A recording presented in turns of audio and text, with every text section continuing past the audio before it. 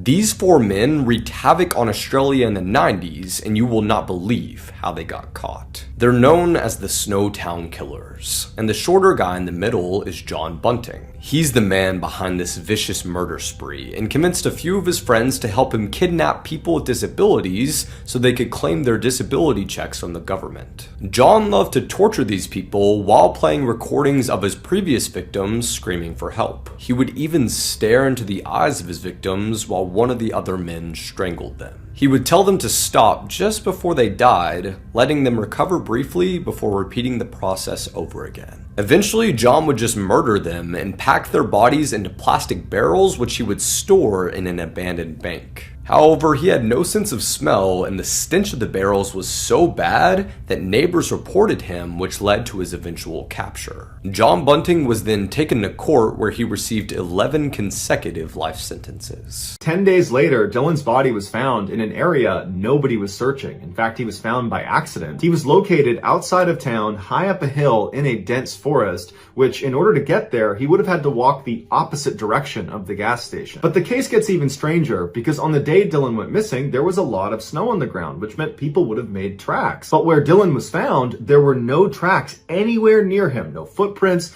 no tire tracks, nothing. It was as if someone had dropped him out of the sky. Another strange element of this case is Dylan was found without pants and without boots on. This led investigators to believe Dylan must have somehow made his way to that spot on the hillside in that forest without leaving any tracks, and then once he was there, he removed his pants and his boots. Except dozens of police officers and sniffer dogs were never able to find those pants and boots, despite the fact they should, in theory, be in that immediate area where he took them off. As a result, we may never know the truth about what happened to Dylan.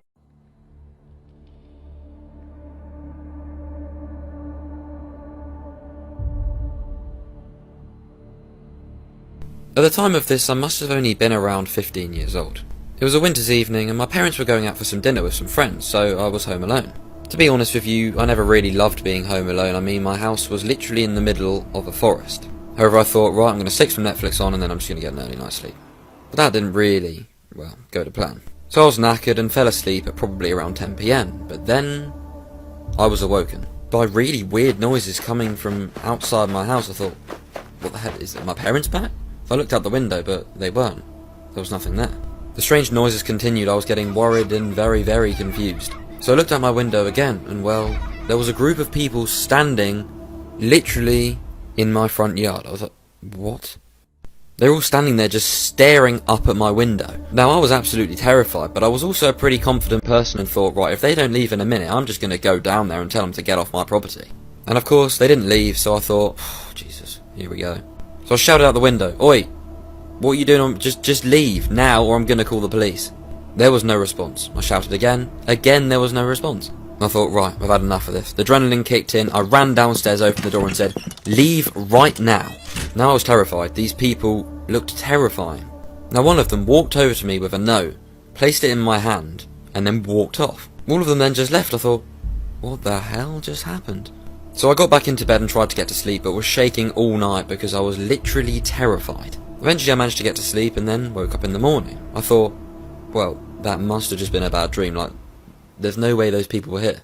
So I went downstairs, my parents were back now, I said morning, and then my mum said, "What's this piece of paper on the side with all this weird writing?" That was when I knew, well, this isn't a dream.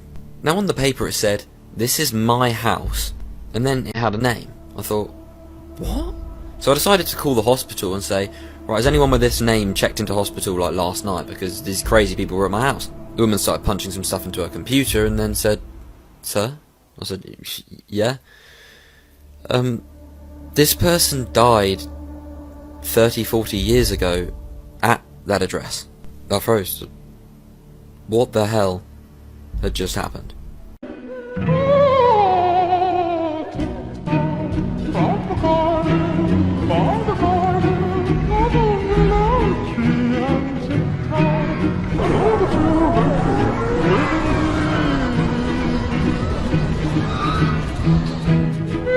Agent Orange deformities. An extremely effective herbicide was dropped all over the country of Vietnam during the war by the US military. From 1962 to 1971, over 19 million gallons of herbicide was dropped, nicknamed by the orange stripe going across the 55-gallon drums. It wasn't a herbicide, but a concoction of herbicides, ones that contain dioxins, which are extremely persistent pollutants, and most importantly, highly toxic to humans. Dioxins cause immune system damage, interfere with hormones, cause cancer, and oh yeah, cause some pretty extreme physical deformities, along with developmental problems. The most common second-generation effects from the poison are neural tube defects, which are neurological disorders caused by malformations of the spinal cord, but also comes with an impossible to count number of deformities, like fish skin and being born with no eyes. The US dropped the millions of gallons over the packed Vietnam force, causing 4 million people to suffer due to exposure, and ended up with over 500,000 babies born with birth defects. Lingering Agent Orange was potent enough to kill 400,000 US soldiers. The Vietnam War is known as the war that lingers, and there's no telling on when the effects of Agent Orange will fully disappear from humankind.